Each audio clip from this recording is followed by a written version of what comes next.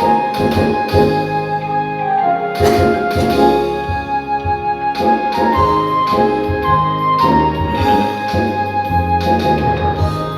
마음 있는 사람 예수 이름 믿으며 영원토록 변함없는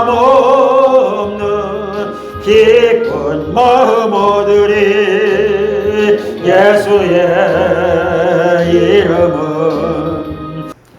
사랑이 많으신 우리 아버지 하나님, 우리가 무엇이가 한디 우리의 힘으로 등으로 할 수 없는 저희들, 오직 하나님의 말씀이 필요한 저희들에게 하늘 높은 보좌를 포기하시고 낮고 천한 이 땅에 오셔서 우리 죄로 인하여서 내가 죽어야 하는데 주님께서 내 대신 나의 지혜 짐을 지고 십자가에 죽으셨습니다.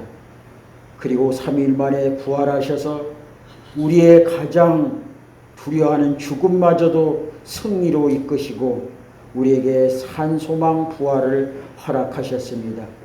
이 사건을 믿는 자에게는 하나님의 자녀가 되는 권세를 주셨으니 이 땅에서 무엇이든지 구하면 얻을 것이고 찾으면 찾을 것이고 두드리면 두드리는 그런 축복의 통로를 허락하셨으니 이제 하나님의 자녀로서 하늘의 권세뿐만 아니라 이 땅의 모든 영화까지도 누릴 수 있는 하나님의 자녀로 선택해 주셨습니다.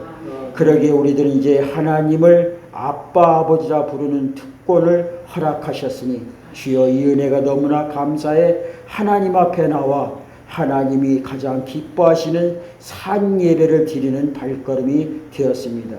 주님, 오늘 또 찾아온 발걸음 주님께서 기억하여 주시고 그들이 어느 곳에 있든지 하늘을 향해 두 팔 벌리고 눈물로 통회하고 기도할 때 우리 아버지 하나님 외면하지 마시고 그 손길을 잡아 일으켜 세워주시고 그리고 그들을 통해서 하나님의 지경을 넓혀주는 도구로 사용되게 하여 주시옵소서. 오늘도 주님께서 저희들을 사랑하셔서 강권적으로 이곳에 불러주셨으니 말씀을 통해서 주님을 더욱더 깊이 알아갈 수 있는 이 시간 될 수 있도록 성령님 도와주시옵소서. 감사하며 예수님의 이름으로 기도합니다. 아멘. 이 식당에 먹는 거하고 하나님 말씀하고 같이 이렇게 비유를 하는데 저는 가끔가다 이렇게 식당에 가다가 그 마당에 차가 많으면 그 집은 장사가 잘 돼서 음식이 맛있어서 손님이 많구나 하고 그곳에 들어가는데 점심시간이 되어도 차가 없는 집은 그 집은 어떤 집은 장사가 안 되는 집이에요. 그죠? 근데 우리 집 앞에는 우리 교인들이 차는 한두 대 되고 다 남의 차입니다. 그래서 우리 집은 식당이 잘 안 돼요. 음식 맛이 별로 없어요. 말씀이 별로 맛이 없는데 그럼에도 불구하고 뒤에 계신 분들은 오로지 단골이어서 지금 10년 넘게 이렇게 다니십니다. 어떤 분들 오셨다가 입맛이 없다고 식사가 별로라고 하신 분도 있는데 우리 유현서 집사님은 오시더니 밥맛이 괜찮은가 또 한 분을 모시고 온 거 보니까 그렇게 모르겠어요. 입맛이 맞을는지 안 맞을는지 모르겠는데 저는 그렇습니다. 교회가 요즘에 이제 물이 많이 섞여서 MSG를 많이 넣고 사람 입맛에 그 감칠맛 나는 그 맛을 이렇게 하는데 저는 감칠맛보다 그냥 뚝배기 된장국 부글부글 끓여서 집밥으로 드립니다. 그래서 우리 6월 달부터는 제가 한 15년, 17년 목회하던 그 설교 세상 같은 그 설교 스타일을 바꿔가지고 이제는 6월 한 달부터 6월 첫째부터 지금까지 계속 하나님이 주시는 말씀만 사모하고 말씀만 있겠다는 패턴을 이렇게 바꿨습니다. 그 이유는 제가 간단히 말씀을 드리면은 이런 이유에서입니다. 미국 대통령이 한국에 왔을 때 한국 국민들을 놓고 연설할 적에 영어로 연설을 하죠. 그럼 한국 사람이 알아듣는 사람도 있지만 못 알아듣는 사람도 있습니다. 그래서 그 영어를 갖다가 한국말로 해석하는 사람이 옆에 반드시 붙어 있습니다. 근데 트럼프 대통령이 한국 땅에 와서 대한민국 사람 정말 사랑합니다. 리퍼블릭 오브 코리아, I love you 이렇게 했다면은 그 사람은 뭐라고 얘기하면 될까요? 해서 그대로 하면 됩니다. 이 트럼프 대통령께서 대한민국 사람을 진심으로 사랑합니다. 여기까지만 하면 되죠. 그럼 올바른 해석이 됩니다. 근데 트럼프 대통령이 한마디 여러분 사랑합니다 했는데 이 해설사가 연설이 1시간인데 자기가 59분을 다 얘기하면 어떻게 돼요? 트럼프가 여기 있을 필요가 없죠. 마찬가지입니다. 세상에 하나님께서 우리에게 예수님을 통해서 우리에게 말씀을 주셨고 이 성경 66권이 있는데 오늘날 많은 교회에서 성경 한 절만 있고 나머지 59분은 하나님이 여러분을 사랑합니다. 그 나머지 59분은 자기 세상 얘기하다 이렇게 설교를 마치게 됩니다. 그러면 교인들이 와가지고 세상 이야기만 듣고 어디로 가는가? 세상으로 돌아가서 세상 사람들과 같이 어울립니다. 그러나 하나님 말씀을 온전히 다 듣고 세상에 나가면 세상에 나가 소금과 빛의 역할을 감당할 수 있습니다. 세상 모든 사람들이 예수가 구원자라는 건 다 압니다. 근데 예수 믿는 사람들은 별로 안 좋아해요. 왜? 예수 믿는 사람답게 행동을 하지 않아서. 그래서 예수는 좋아하지만 예수쟁이들은 별로 안 좋아합니다. 왜? 덕이 안 됩니다. 그래서 하나님 말씀만 온전히 전하려고 그래서 6월달 첫 달부터 첫 주부터 이제 앞으로는 성경 말씀 그대로만 제가 읽고 여러분들이 들으시고 또 그리고 이 성경 지금 나와 있는 이 개역 성경 여러분들이 가지고 있는 이 성경은 사실 목사들도 이게 어느 때는 이게 무슨 뜻인지 잘 이해가 안 될 때가 있어요. 그래서 큰 주석 성경은 이거 한 권인데 여기에 엄청난 60권, 70권 되는 이렇게 두꺼운 70권 되는 목사들이 이걸 다 읽어야 돼요. 성경 요거를 하나를 해석하기 위해서 70권 되는 것을 다 읽어야 되는 거죠. 그만큼 어려운 말들이 많습니다. 그래서 이 메시지 성경이라 해서 유진 피터슨 목사님인데 얼마 전에 소천하셨는데 그래도 신학자로서 목사로서는 세계에서 가장 이름 있는 목사님이고 말씀 진실로 살려고 몸부림치던 목사님이 10년 동안 이 말씀을 한국 언어로 이해가 되게끔 아주 그 나라 언어로 영어로 잘 풀은 것을 한국 사람이 한국말로 풀었습니다. 그래서 이 언어들은 우리 삶 속에 쓰는 언어로 그렇게 풀었어요. 그래서 초신자든 또 전도사든 목사든 장로든 누구든지 쉽게 하나님 말씀 그대로 100% 이해하고 들을 수 있게끔. 그래서 제가 읽을 때 여러분들이 쭉 같이 따라서 눈을 읽다가 오늘 이 말씀 중에서 나에게 주시는 말씀이 있습니다. 내 마음속에 방망이지라는 말씀이 있어요. 아, 난 이렇게 살지 못했는데 성경에서 이렇게 살라고 나한테 이야기하는구나. 그럼 나도 지금까지 내 삶이 힘들고 어려웠는데 지금까지 내 방법대로 살아왔는데 성경에서 나와 반대로 이렇게 살라고 이야기하니까 한번 나도 한번 이렇게 살아볼까? 그래서 변화를 가져온 사람들이 바로 진짜 예수쟁이들입니다. 그래서 여러분들에게 나눠준 유인물이 있는데 그게 바로 메시지 성경 마태복음 5장의 말씀입니다. 그래서 6월 첫째 주부터 1장, 2장, 3장, 4장 오늘은 5장의 순서로 합니다. 그래서 제 이야기는 하지 않고 오로지 성경 말씀 그대로만 읽어드리고 추가적으로 조금 설명이 필요한 부분은 거기 조금 이렇게 말씀을 드립니다. 그래서 이 예언의 말씀을 읽는 사람과 듣는 사람과 그 안에 기록되어 있는 것을 지키는 사람이 바로 복이 있다고 성경에서 이야기하고 있습니다. 여러분들에게 한 절 한 절 읽어드리도록 하겠습니다. 우선 마태복음 5장을 읽기 전에 1장, 2장, 3장, 4장이 주로 어떤 내용인지 5분에 걸쳐서 간략하게 설명을 해드리도록 하겠습니다. 마태복음 1장은 어떤 내용인가 하면은 예수님의 족보가 나와 있습니다. 우리가 믿는 그 예수님의 족보는 어떤가 했을 때 그 족보 내용을 보니까 아주 화려한 족보가 아니라 세상에 입에 오르내리기도 힘든 그런 사람들, 천한 사람들, 비천한 사람들, 손가락질 받은 사람들, 부도덕한 사람들, 그런 사람들이 족보에 껴있더라는 거죠. 근데 예수님의 족보가 화려하지 않고 세상에서 지탄받을 만한 사람들 속에 족보가 껴있다는 것은 하나님의 일은 똑똑하고 잘난 사람들을 선택하는 것이 아니라 부족하고 연약하고 나하고 그래서 성경에서 말하는 고아나 과부나 개 이런 사람들을 선택하여서 강한 자를 부끄럽게 만드는 것이 하나님의 족보의 역사라는 것을 1장에서 설명하고 있습니다. 근데 예수님의 탄생은 바로 인간과 인간이 결혼해서 이 성생활에서 아이가 태어난 그런 방식을 선택하지 않고 전혀 결혼도 하지 않고 약혼만 했고 손도 잡지 않고 잠도 자지 않았는데 거기서 아이가 임신을 했습니다. 어찌 세상에 이런 일이 가능한가 했을 때 그것은 성경에서 이것은 성령의 힘으로 가능하다고 이야기를 하고 있습니다. 그래서 우리들도 세상에 내 힘으로 등을 안 될 때 무슨 힘으로 하는가? 내 힘으로 하는 것이 아니라 성령의 힘으로 한다. 2장에서는 어떤 내용이 나오는가? 예수님이 탄생이 나옵니다. 동방박사가 찾아와서 예수님의 탄생을 축하했고요. 그리고 마귀 사단은 그 예수님을 죽이려는 음모가 꾸며지고 있습니다.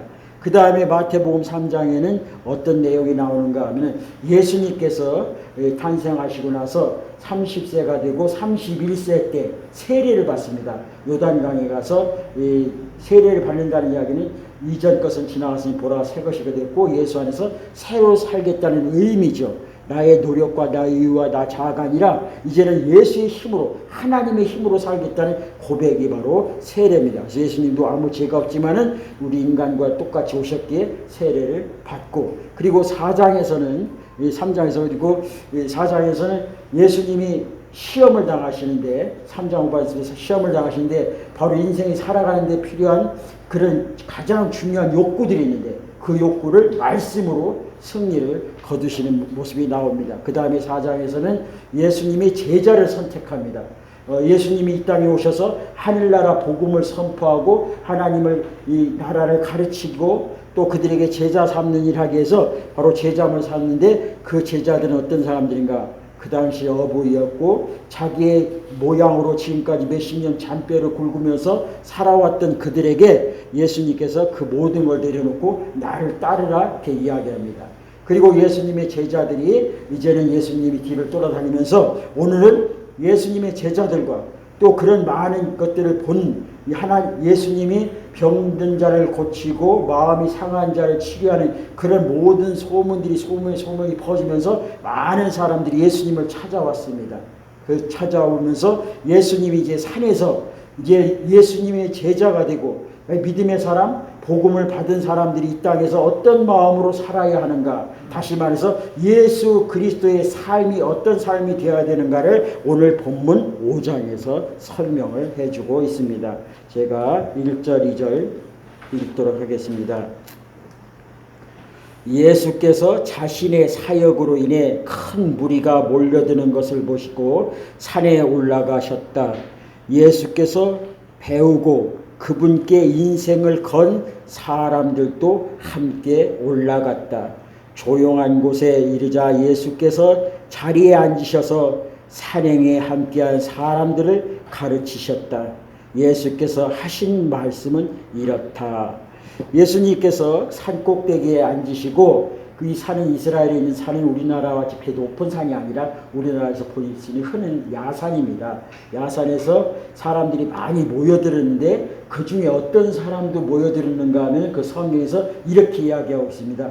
자기 인생의 모든 것을 건 사람들도, 그 이야기는 예수님을 쫓아간다는 그 삶은 내 인생을 모두 걸 수 있을 만큼 가치가 있는 삶이라는 것을 어떤 사람들이 생각을 했다는 거죠. 왜? 그 사람들이 어떤 사람인가? 내가 평생에 해왔던 그 고기를 낚는 어부의 직업을 다 버리고 이제 사람을 낚는 어부가 될 만큼 내 평생에 이루었고 목적을 달성하기 위해서 몸부림쳤던 그 모든 것을 다 뒤로하고 내 인생을 한번 걸어보겠다 하는 그런 사람들도 거기에 모여 있다는 거예요. 그렇다면 이 사람들이 어떤 일을 해야 될 건가? 또 오늘 그 사람들에게 오늘 예수님께서 처음 말씀하시는 게 어떤 말씀인가? 그게 바로 3절, 4절 한 절 한 절 읽어드리도록 합니다. 3절에 보면 벼랑 끝에 서 있는 너희는 복이 있다.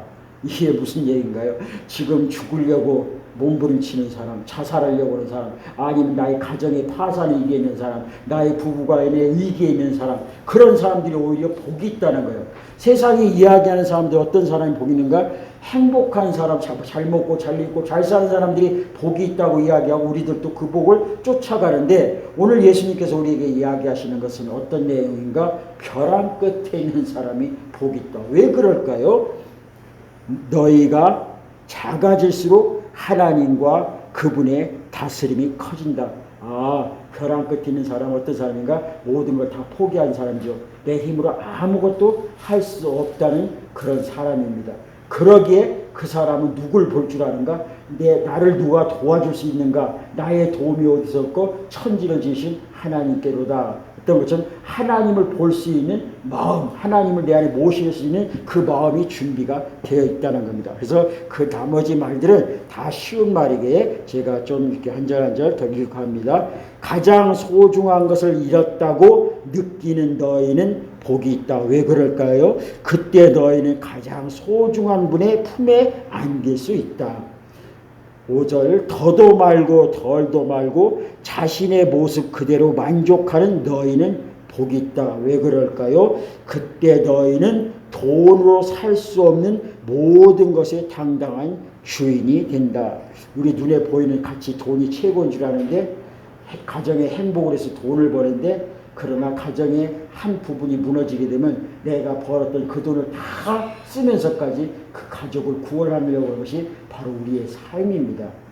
그러기에 오늘 주님께서 우리에게 산상수훈, 복음의 말씀, 팔복을 이야기하시는 것은 우리가 외면적인 것보다 내면적인 것을 많이 추구하죠.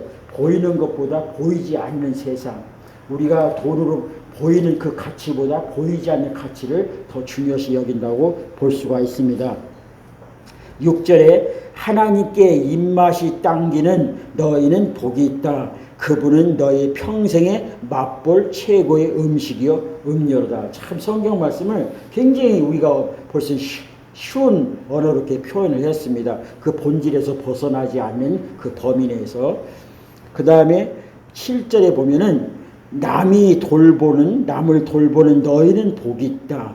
그렇게 정성 들여 돌보는 순간에 너희도 돌봄을 받는다. 내가 어려운 사람 가서 도와주려고 봉사활동 가다 보면 이구동성으로 그들이 신앙생활을 하지 않더라도 이런 얘기합니다. 내가 그들 어르신들을 돌보려고 뭐 미용봉사든지 이렇게 가시면서 갔다 오셔서 하는 얘기가 내가 그들을 돌보고 그들에게 뭔가를 해주려고 갔는데 나는 오히려 그들에게 배우고 왔다. 이런 고백을 하거든요. 9절에 보면은 8절 내면 세계 곧 마음과 생각이 올바른 너희는 복이 있다. 그때 너희는 바깥 세상에서 하나님을 볼 수 있다. 경쟁하거나 다투는 대신에 협력하는 모습을 보여주는 너희는 복이 있다. 그때 너희는 진정 자신이 누구이며 하나님의 집에서 자신의 자리가 어디인지 알게 된다. 10절 하나님께 헌신했기 때문에 박해받는 너희는 복이 있다. 그때 그 박해로 인해 너희는 하나님 나라에 더 깊이 들어가게 된다. 11절 12절 그뿐 아니다. 사람들이 내 평판을 떨어뜨리려고 너희를 깔보거나 내쫓거나 너희에게 거짓말을 할 때마다 너희는 복을 받을 줄 알아라. 그들이 그렇게 하는 이유는 진리가 너무 가까이 있어서 그들이 불편을 느끼기 때문이다. 그런 일이 일어날 때 너희는 기뻐해도 좋다. 아예 만세를 불러도 좋다. 그들이 싫어하겠지만 나는 좋아하니 말이다. 온 천국이 박수를 보낼 것이다. 또한 너희만 그런 일을 당하는 것이 아님을 알아라. 내 예언자와 증인들은 언제나 그런 고생을 했다. 이 팔복 중에서 가장 우리가 핍박받고 예수 때문에 핍박받고 심지어는 자기 생명까지도 잃는 그들이 어떻게 보면 세상에서 볼 때 가장 비참한 죽음일 수도 있습니다. 어떻게 보면 예수 믿는 사람들이 선교 갔다가 죽으신 분도 있고요. 또 옛날 같은 경우는 이 공산주의 치하에 있을 때 복음을 전하다가 그 북한 사람들한테 또 일본 사람들한테 대창에 찔려 죽은 사람도 있죠. 세상 사람들이 볼 때 가장 비참한 죽음이고 세상 또 이야기하면 가장 개죽음일 수도 있습니다. 근데 왜 성경에서는 그 사람들이 더 복이 있고 하늘나라에서 일어나서 모든 천군산에서 일어나서 기립박수를 친다고 그렇게 표현을 하는가? 그것은 바로 예수 그리스도의 삶에 살아가는 자가 모든 사람들에게 나는 이미 구원받아서 아버지 나라 가지만은 아직도 예수를 믿지 않고 분명히 죽은 다음 사후의 세계가 있는데 그때 지옥 가는 그들에 대해서 복음을 전하는 자, 그들이 가장 복이 있다는 거죠. 예. 우리가 다 죽어서 한 장소에 모일까요? 한 장소에? 성경에는 분명히 얘기합니다. 예수를 믿고 구원받으면 한 장소에 모인다고 합니다. 그러나 예수를 믿지 않고 구원받지 않으면 아무리 가족이라도 한 장소에 모이지 않습니다.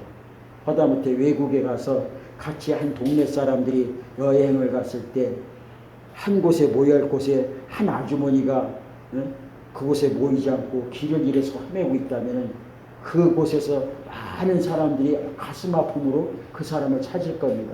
더 깊게 얘기한다면 내 사랑하는 아이가 물에 빠졌다면 어떡하겠습니까? 당연히 건져야죠. 물에 빠진 아이를 보고서 어느 부모가 그냥 내버려두는 사람 아무도 없습니다. 하물며 이 땅이 끝나고 나서 영원한 세계에 성경이 말하는 아버지 나라가 있다면 내 사랑하는 아이가 지옥불에서 허덕이고 있다면 그저 지켜만 볼 것인가? 그렇습니다. 그 영혼을 어떻게든지 아버지 품으로 가게 하기 위한 그런 헌신이 바로 하늘나라에서 기립박수라는 거죠. 13절 소금과 빛. 그래서 우리는 이런 마음의 자세를 가지고 세상에 나가야 된다는 거예요. 때로는 핍박받으면 받고 사자굴에 집어던지면 더 던지라는 그런 기쁜 소식. 죽어가는 자에게는 이 의사가 당신을 치료할 수 있습니다. 가난한 자에게는 이 사람을 당신에게 모시면 모든 가난에서 해결될 수 있습니다. 그런 기쁜 복음의 소식을 들고 세상에 나가야 하는데 그 나가는 모습이 바로 소금과 빛의 모습으로 나가야 된다. 13절 너희가 여기 있는 이유를 말해주겠다. 너희는 소금을 쳐서 이 땅에 하나님 맛을 드러내라고 여기에 있는 것이다. 너희가 짠 맛을 잃으면 사람들이 어떻게 경건의 맛을 알겠느냐. 너희가 쓸모없어지면 결국 쓰레기통에 버려질 것이다. 14절 16절 이렇게 말할 수도 있다. 너희는 빛이 되어 세상에 하나님의 빛깔을 드러내라고 여기에 있는 것이다. 하나님을 감춰둘 비밀이 아니다. 우리는 이 비밀을 훤히 드러낼 것이다. 산 위에 있는 도시만큼 훤히 드러낼 것이다. 내가 너희에게 등불을 들고 있게 한다면 설마 너희는 내가 너희 통 속에 숨겨두리라고 생각하지는 않을 것이다. 나는 너희를 단 위에 둘 것이다. 내가 너희를 언덕 위에 등불 놓는 단 위에 두었으니 빛을 비추어라. 너희에게 오는 손님을 기쁘게 맞아들이라. 후하게 베풀며 살아라. 너희가 다른 사람에게 마음을 열면 그들도 너희에게 자극을 받아 하나님께 하늘에 계신 자비로우신 아버지께 마음을 열게 될 것이다. 우리는 이런 마음을 가지고 나와서 소금과 빛의 역할을 감당하라는 거예요. 소금은 무슨 맛이래요? 짭니다. 음식이 싱거운데 소금이 빠지면 안 되죠. 어두워가지고 썩어져가는 그 세상에 우리가 들어감으로써 그 썩지 못하게 하는 그런 역할을 하라는 거죠. 싸움과 분열과 이 질투와 시기 있는 그 속에서 우리의 내면적인 아름다운 사랑, 주님이 나를 십자가 죽으셨던 그 사랑을 그 안에 들고 와서 서로 화해시켜주고 가교 역할을 해주고 서로 만나게 해주고 대화할 수 있게끔 그런 역할을 하라는 겁니다. 어둠 가운데 우리가 빛이 되어서 그곳에 가서 어둠에 좌절이 된 그들에게 빛을 비춰주시는 그런 삶으로 살라는 겁니다. 그래서 우리는 빛이라는 것은 빛을 밝힐 때 그것을 대박 말통 속에다 숨겨두면 그 빛이 어두워지는 것처럼 그렇게 하는 사람은 아무도 없다는 거죠. 산꼭대기에다 등경 위에다가 빛을 발하는 것처럼 저와 여러분이 가는 곳에 썩어질 곳에 썩지 않게 하시고 어두운 곳에 밝게 해주는 그런 역할이 바로 오늘 이곳 산상순에 와 있는 내 생명 내 모든 것을 다 걸고서라도 한번 해볼 만한 일이 바로 이 일이라는 거죠. 그래서 내 가정부터 시작하는 거예요. 엄마로서 아빠로서 할머니로서 할아버지로부터 내가 바뀌어지면 그 가정이 바뀌어지게 되는 거죠. 내가 어두워지면은 그곳은 어두울 수밖에 없습니다. 저와 여러분이 소금과 빛의 역할을 감당하시길 소망합니다. 그 다음에 하나님의 율법의 완성. 율법이라는 것은 바로 이런 얘기입니다. 17절 18절 내가 하나님의 율법이든 예언자든 성경을 폐지하러 왔다고 생각하지 마라. 내가 온 것은 폐지하러 온 것이 아니라 오히려 완성하려는 것이다. 나는 그 모든 것을 거대한 하나의 파노라마 속에 아우를 것이다. 하나님의 율법은 하늘의 별과 너희가 발을 딛고 있는 땅보다 더 현실적이며 영속적이다. 별들이 다 불타버리고 땅에 닳아 없어진 뒤에도 하나님의 율법은 살아서 역사할 것이다. 이것은 무슨 얘기냐면 율법은 하나님께서 모세를 통해서 십계명을 주셨습니다. 그 십계명을 더 짜게 나누게 되면 613가지 계명이 있습니다. 365가지 하지 말할 것과 248가지 해야 할 그 일들을 사람이 그걸 도저히 지킬 수가 없어요. 그래서 그것을 한마디로 해서 십계명을 지키는데 그 십계명 속에서 이런 내용들이 주로 있는데 만약에 내 이웃이 나의 소를 훔쳐가면은 그것에 4배를 갚아야 되고 이웃과 싸움이 붙었는데 이웃이 내 누나를 뺐습니다. 그러면 나도 그 사람의 누나를 똑같이 빼야 되는 거예요. 구약은 그렇게 법은 법대로. 우리나라 법이 그런 하무라이 법전에서 이렇게 오게 됐는데 근데 예수님이 오시면서 이것은 그만큼 이웃이 사랑스럽고 귀한 존재라는 것을 이야기한 것이지 이웃이 내 눈을 뺐다고 해서 나도 가서 그 사람 눈을 빼라는 건 아니다. 그렇게 해도 구약 당시는 그렇게 해도 법에 저촉되지 않았습니다. 그러나 신약에 와서 예수님 오시면 예수님 뭐예요? 사랑이잖아요. 그래서 그 율법을 폐하러 온 것이 아니라 완성시키는데 이웃이 내 눈을 뺐으면은 오히려 어떻게? 성경에 보면 이 눈도 마저 빼라고. 이런 사랑을 하는 거예요. 이 원수에서 조롱하고 비판하고 악을 악으로 갚지 말고 악을 어떻게 선으로. 힘들어요. 정말 힘든 일입니다. 힘든 일인데 가만히 조금만 더 생각하면 안 힘든 일이에요. 왜? 내가 지금 오늘 사형장에 끌려가서 그 교도관이 버튼 하나만 딱 누르면 나는 이제 사형 당하는 거예요. 이 버튼 딱 누르려고 딱 이러고 있는데 잠깐 합니다. 무슨 일이 돌아보니까 대통령이 특사로 그 사람 살려주세요 하고 온 겁니다. 그럼 나는 뭐예요? 지금 요거만 딱 누르면 죽는데 특사로 살아난 거예요. 그럼 남은 인생 어떻게 살겠습니까? 얘라 잘됐다. 그동안 다 힘들겠던 사람들 가서 쫓아가서 다 죽여요? 아니에요. 덤으로 사는 인생 내가 어떻게 하면 좋을까? 내가 그동안 보지 못했고 그런 사람 오히려 나로 인해서 마음 아프게 했던 사람 그 사람한테 가서 용서를 비는 이런 내가 죽을 수밖에 없었던 사람인데 살아났다면은 이 모든 것을 다 할 수 있습니다.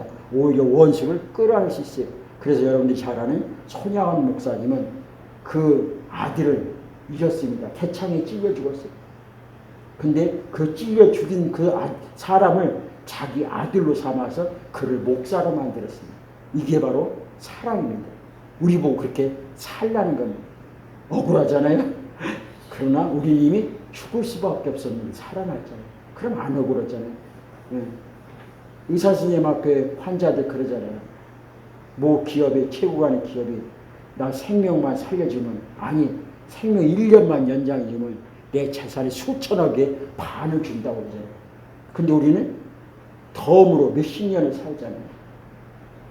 우리에게는 그런 은혜가 있다는 것. 그 소위 사랑의 빚을 우리는 지었다 이렇게 이야기합니다. 19절 20절 봅니다. 하나님의 율법에서 가장 작은 항목이라도 하찮게 여긴다면 너희 스스로 하찮게 여기는 꼴밖에 되지 않는다. 그러나 그 율법을 진지하게 대하고 다른 사람들에게 그 길을 보여주면 너희는 천국에서 영광을 얻을 것이다. 옳게 사는 문제에서 너희가 바리새인보다 훨씬 낫지 않으면 천국에 들어갈 생각은 아예 하지 말아야 한다.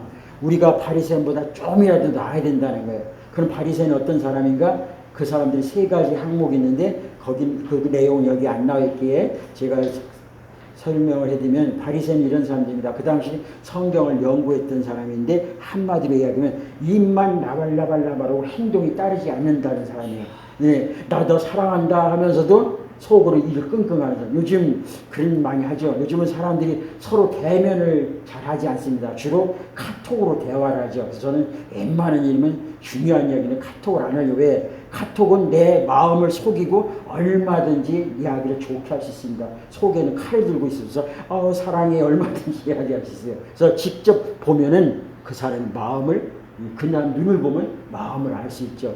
그래서 우리는 그런 입으로만 하는 사람들을 내가 어려운 가운 그 고아나 과부 그런 사람들에게 라면 몇 박스 갖다 주고 사진 찍고 뭐 이렇게 여기저기다 SNS에 올리는 사람들, 그런 사람들 별로 좋아하지 않는다는 거예요. 하나님께서는. 또 기도하는데 거리 다니면서 막 기도하는 사람, 그런 사람 별로 좋아하지 않는다는 거예요. 한마디로 해서 요즘에 예수 믿는다고 말 뻔질나게 잘하고서 나쁜 데 가보면 제일 앞장서 서는 사람, 그런 사람 별로 하나님이 안 좋아하신다는 거예요. 너희들 그들보다 조금이라도 나아서야지, 아니면 그들보다 붙으면 결국 지옥 간다는 겁니다.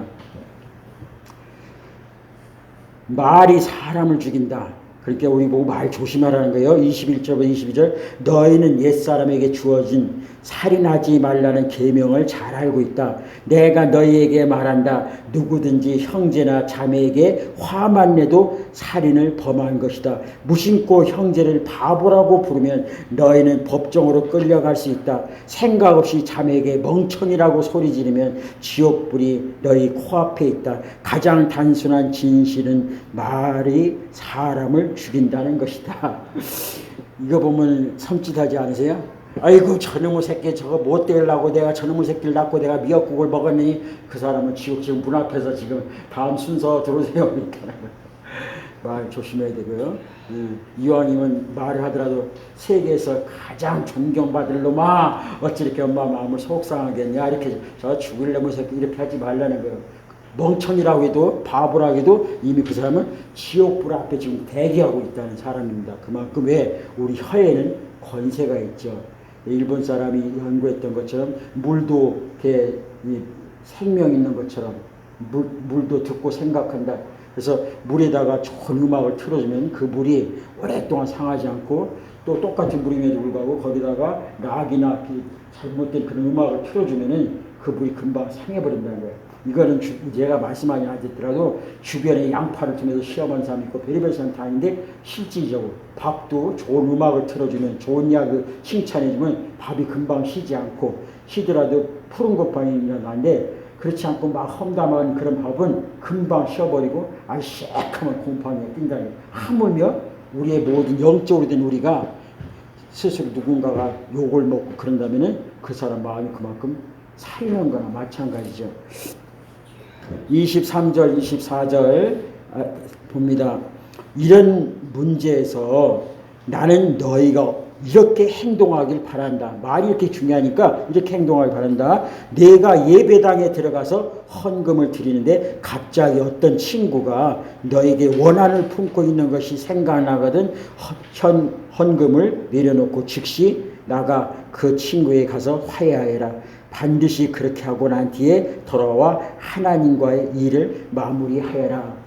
예수 믿는다고 하면서 신우이가 몰케 사이에 막 닭다리 치고, 특별히 명절 때 나는 오늘 이 교회 특별히 세미나가 있고 예배가 있다 해서 너네들끼리 제사상 뭐 명절 음식 챙겨, 이런 사람들 많잖아요. 이런 사람들 정말 조심하라는 겁니다.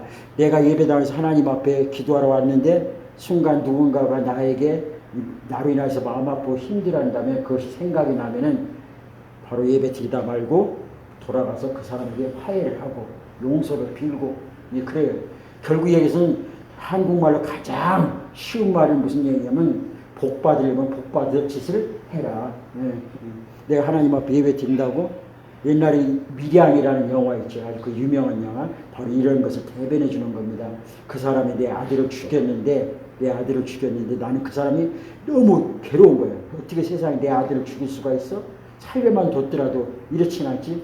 그렇게 막 분노하고 괴로워하고 힘들어하고 이를 뿌듯뿌듯 내 그놈을 죽이겠다고 그러고 있는데, 나중에 알고 보니까 그 사람은 이제 이 감옥에 갔어요. 감옥에 갔고, 잡혀서 감옥에 갔고, 이 사람은 그런 분노의 마음을 가지고 있는데 옆에 전도자가 찾아와서 예수님의 사랑으로 용서하세요.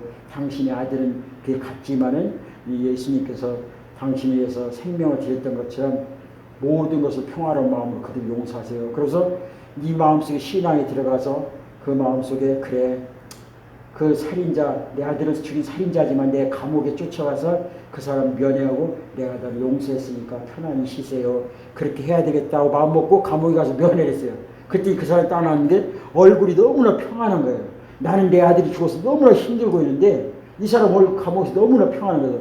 왜 그런가 했더니 그 감옥에서 예수를 믿었다고 내가 예수님 나에게 평안을 주셨다고 너무나 평안하고 있는 거예요.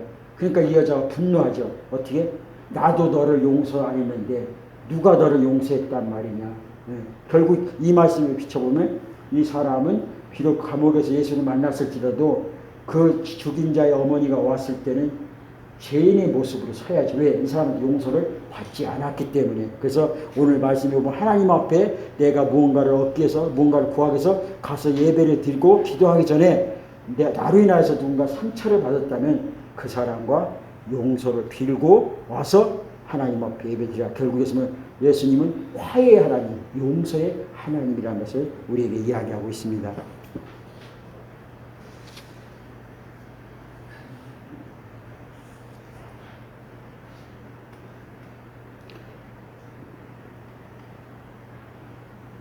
(25절) (26절) 또는 네가 길거리에 있는데 옛 원수가 다가와 말을 건다고 하자 한시도 지체하지 말고 네가 먼저 나가서 그 사람과 화해하여라.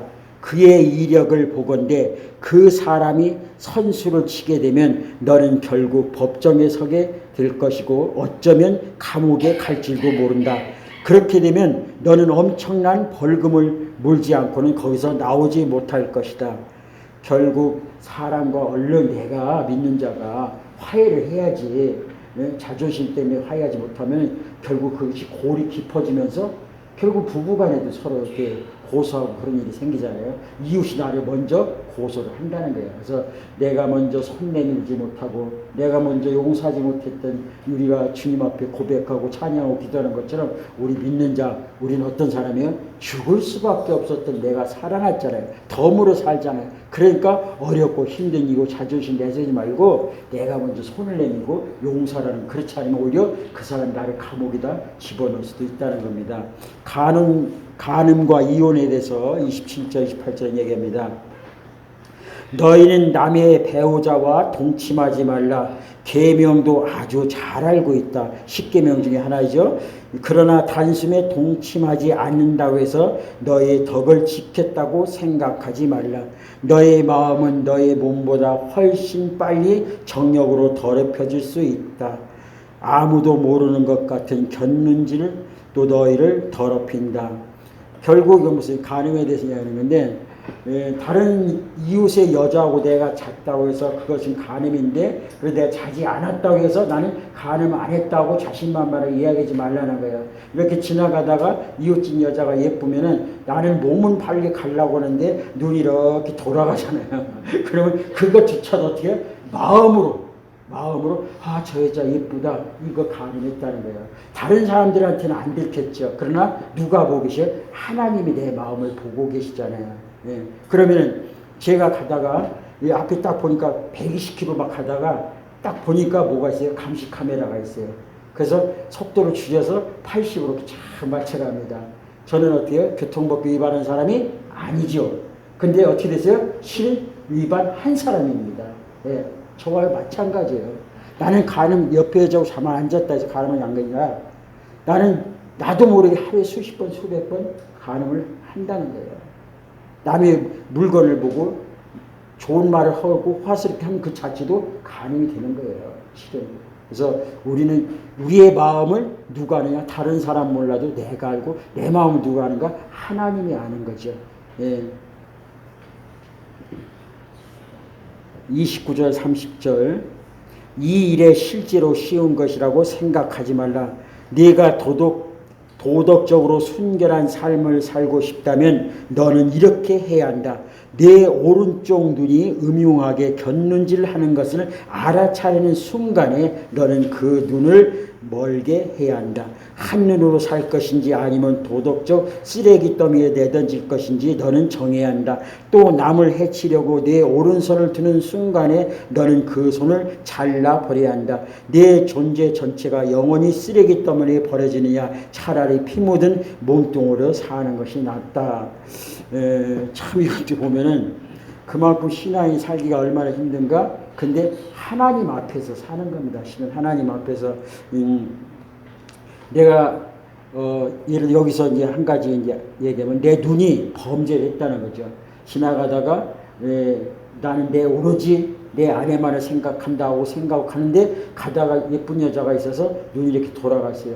그러면 이 눈은 범죄를 했다는 거지. 간음은 안 했다고 생각되지만 그러나 범죄를 했다는 거지. 그래서 범죄자로 사는 것보다 하나님 앞에 범죄자잖아요. 범죄자로 사는 것보다 이 눈을 차라리 빼고 이 눈을 빼버리고 그러고 피투성이지만 이 영이 하나님 앞에 온전히 살기를 원한다는 거예요. 지금 주변에 구원받은지 여러 종교 이단들이 가장 휩쓸리고 있는 게 뭔가 하면은 또 어느 교회 목사님이 또 성도를 그렇게 가르쳤다고 또 문제가 되는데 그게 가장 이슈되는 게 뭔가 하면은 이미 우리는 구원, 영혼은 구원받았고 있고 그래서 아버지 나라 가면 우리 몸이 가는 게 아니잖아요. 영혼이 구원받아서 거듭나면 새로운 다른 몸으로 가게 되는데 이 몸은 땅에 죽고 없어질 거죠. 그래서 영혼이 구원받으면 이 몸은 썩어져 없어질 것이기에 몸으로 어떤 죄를 저질러도 그것은 죄가 아니라고 이야기하는 그런 이단들이 있습니다. 또 사람들이 거기에 많이 빠져들어요. 그러면 간음한 거 죄 아닙니다. 남의 물건 훔친 거 죄 아닙니다. 세상 모든 범죄 다 죄가 아니에요. 왜? 나는 영혼은 구원받고 이 몸은 썩어질 거니까 어차피 버려질 거니까 나는 하늘나라 간다고 생각은 아니에요. 몸과 영과 혼 절대 구분해 나눌 수가 없는 겁니다. 그래서 마음으로 죄진 거 그거 죄라는 거죠. 예. 어이 저놈의 새끼 그거 죄라는 겁니다. 아내하고 부부가 싸우다가 어이구 이놈의 인간함을 이거 뭐예요? 이거 차라리 잘라버리는 거예요. 왜? 나는 지금 하나님 앞에 이걸 가지고 내 하나님 기뻐하시는 가장 그 사람을 죽이려는 마음을 먹었다는 거죠. 그 자체가 죄라는 겁니다. 살기 힘들죠. 31절 32절 성경에 누구든지 아내와 이혼하는 자에게 아내에게 이혼 서류와 법적 권리를 주고 합법적으로 하라고 한 말을 기억하느냐. 너희 중에는 이 규정을 자신이 이기심과 변덕스러운 마음으로 포장하는 구실로 이용하거나 합법적이라는 이유만으로 옳은 척하는 사람이 너무 많다. 제발 가식은 그만두어라. 아내와 이혼하면 너희는 아내를 간음하게 만든 책임이 있다. 아내가 물란한 성생활로 이미 그렇게 되지 않은 이상 말이다. 이것은 무슨 얘기야? 내가 아내를 이혼해서 아내가 혼자 살아가게 되면 어떻게 돼요? 다른 사람하고 어떤지 간음해서 그런 사람이 되면 나는 그 모든 책임이 나에게 있다는 거죠. 왜? 나에게 살아와서 나와 같이 살면 평생을 하나님 앞에서 제한 짓고 이런 사람으로 살 수가 있는데 나의 그날 모난 성격과 나의 자존심과 나의 알량 그 모든 것들로 인해서 성격 차이로 해서 아내를 이혼했다면 그 아내의 모든 범죄 사실은 그것은 결국 다 나에게 책임이 있다는 겁니다. 또 그렇게 이혼한 여인과 결혼하면 너희도 자동적으로 간음하는 자가 된다. 법을 구실 삼아서 도덕적 타락을 미워할 수는 없다. 그렇다면은 지금 오늘날에 있어서 결혼하고 이혼하고 재혼하고 또 재혼하는 이런 일들이 성경에 비춰봤을 때 이거 어떻게 될까 문제가 되겠죠. 성경에서는 내가 버려둔 이 아내를 내쫓았을 때 그 아내가 간음이라든지 여러 가지 행동을 해서 그것이 내 죄고 또 그 간음에서 이혼당한 그 여인도 다른 남자와 결혼하면 그 또한 이렇게 잘못됐다고 하는데 여기서 반드시 전제가 있습니다. 전제가 있는데 간음한 여자하고는 이혼해도 됩니다. 간음한 여자하고는 이혼해도 되는데 간음하지 않고 성격 차이라든지 이런 부분에 대해서는 이것을 분명하게 하나님께서 아주 단호하게 하는 거죠. 왜 간음한 여자하고 이혼하게 되는가? 그것은 결국 정말 그 간음한 여자를 내치하는 것보다는 어떤 의미로 가지고 있는가 그 내용 그 깊은 속 내용이 중요해요. 간음이라는 뭐냐? 우리가 출애굽에서 하나님이 나를 구원해 줬는데 물에 빠진 나를 구원해 줬는데 그 구원자를 외면하고 다른 사람을 좋아하는 겁니다. 이게 바로 하나님 외에 다른 신 우상을 섬기는 건데 부부간도 마찬가지예요. 서로 일편단심 이렇게 민들레같이 살기로 이렇게 했으면 어떻게 돼요? 서로 다른 남자를 좋아하지 말라는 이유는 뭐냐? 한 사람을 사랑했으면 그 마음 온전히 사랑을 바치라는 거예요. 모든 신 중에 최고신이 하나님이라는 하나님 그분 앞에 온전히 충성 봉사하기 다른 신을 섬기지 말라는 이런 의미를 가져오게 됩니다. 그래서 부부간도 마찬가지입니다. 마음에 없는 말을 하지 말라. 33절 37절까지 그리고 마음에 없는 말을 아예 하지 마라. 이 권고는 우리 전통에 깊이 박혀 있다. 기도해 주겠다고 말하고는 기도하지 않거나 마음에도 없으면서 하나님이 함께 하시기를 빈다고 하며 경건한 말로 연막을 치면 상황이 더 악화될 뿐이다. 종교적 장식을 멋지게 단다고 해서 너희 말이 진실해지는 것은 아니다.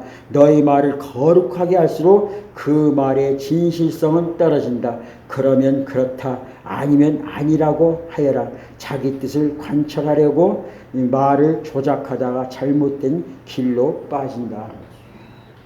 우리가 제일 잘못하기 쉬운 범죄가 바로 뭐뭐 하겠다는 겁니다.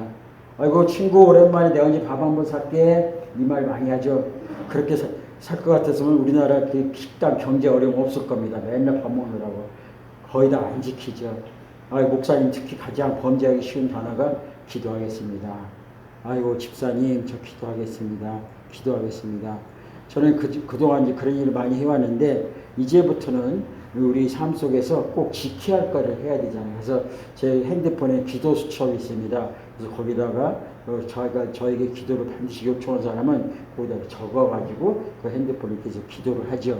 그리고 전에는 이제 제가 강대상에다가 기도 교인들이 가지고 기도 제목 쭉 이렇게 써놓고 새벽마다 보고서 그렇게 기도를 했었는데 결국 우리가 입술은 혀에 권세가 있습니다. 한 번 했으면 지켜야 돼요. 옛날 구역에서 하나님 앞에 서원했으면은 결국 지켜야 돼요. 그래서 옛날 선지자 있다가 자기가 전쟁터에 나가서 승리로 이끌었죠. 그러면서 하나님 앞에 하나님이 함께 하셔서 내 전쟁에서 승리할 수 있었습니다. 그리고 하나님 앞에 서원했어요. 뭐라고 하십니까? 내가 전쟁을 이기고 승리로 집으로 돌아갈 때 제일 먼저 나를 반겨주는 그 아이를 하나님 앞에 내가 드리겠다. 잘못 섣부른 서원이죠. 누가 나올지도 모르잖아요. 그리고 서원하고 집에 딱 가가지고 부하들하고 승리를 이끌고 딱 가보니까 제일 먼저 나오는 사람이 누구겠어요? 자기 외동딸. 가슴을 치면 통곡하더라고요. 가슴을 치고. 그래서 그 딸을 갖다 하나님 앞에 드렸는데 하나님이 그 딸을 갖다가 어떤 일로 사용하겠는가? 목회라는 사명자로 세웠죠. 그래서 우리는 이 서원을 할 적에 그만큼 우리가 하나님 앞에 내뱉은 말은 그만큼 중요하고 책임을 져야 한다. 예.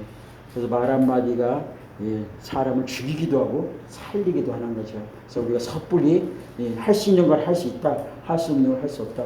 내가 지식의 한계도 의사 선생님 중에서 파리 중에서 사의라고 있는데 사기꾼 사의가 있는데 그건 어떤 사람인가 하면 자기 지식의 한계가 있는데 그 지식의 한계, 의학의 지식의 한계가 알고 있음에도 불구하고 한계를 넘는 그 환자를 케어하려고 붙잡는 게 그게 잘못된 거예요. 그래서 사람들 많이 죽어가죠. 자기가 할 수 있으면 내가 하겠습니다. 할 수 없으면 상급병원에 가보세요. 이렇게 해야 돼요. 목사도 그 성도가 뭘 물어봤을 때 괜히 모르는 걸 아이고 모른다고 쪽팔리니까 아이고 하다 보면 자기가 들은 이런저런 다 하다가 어떻게 해결하긴 했는데 결국 그것이 상대방을 죽이시죠. 제가 목사지만은 그 부분은 제가 잘 모르겠습니다. 성도님도 연구해 보시고 저도 한번 연구해 가지고 다음에 한번 만나서 더 한번 진지하게 얘기합시다. 이렇게 돼야죠. 그 다음에 원수를 사랑하라. 가장 핵심적인 말씀이죠. 38, 40절. 다시 생각해 봐야 할 말이 또 있다. 눈에는 눈, 이에는 이라고 말이다. 그렇게 해서 문제가 해결되겠느냐. 내가 하고 싶은 말은 이것이다. 절대로 대받치지 말라. 누가 너를 치거든 그 자리에서 맞아라. 누가 너를 법정으로 끌고 가서 네 셔츠를 달라고 소송하거든 네 가장 좋은 외투까지 잘 포장해 선물로 주어라. 그리고 누가 너를 억울하게 이용하거든 종의 삶으로 연습하는 기회로 삼아라. 똑같이 갚아주는 것은 이제 그만하여라. 그렇게 살지 말라는 거예요. 이는 이로 눈은 눈으로. 아까 율법을 완성시키러 왔던 거기서 말씀을 드렸죠. 똑같이 살지 말고. 왜? 어떻게 이런 일이 가능한가? 우리는 이미 죽을 수밖에 없는데 구원받은 자에게 덤으로 사는 인생에게 이것이 가능한 겁니다.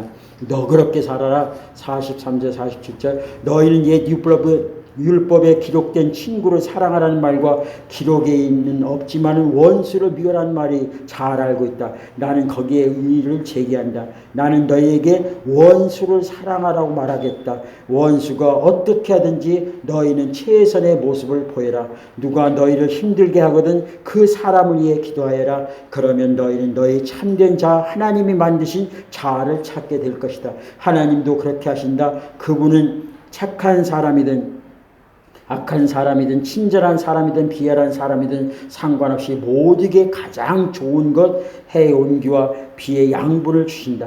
너희가 사랑할 만한 사람만 사랑하는 것이 고작이라면 상급을 받을 수 있겠느냐. 그것은 누구나 하는 일이다. 너희가 만일 너에게 인사하는 사람에게만 겨우 인사한다면 상급을 받을 수 있겠느냐. 그것은 죄인도 흔히 하는 일이다. 48절 한마디로 내 말은 성숙한 사람이 되리라는 것이다. 너희는 천국 백성이다. 그러니 천국 백성답게 살아라. 하나님이 주신 너희 신분에 합당하게 살아라. 하나님께서 너에게 하시는 것처럼 너희도 다른 사람을 대할 때 너그럽게 인자하게 살아라. 아멘.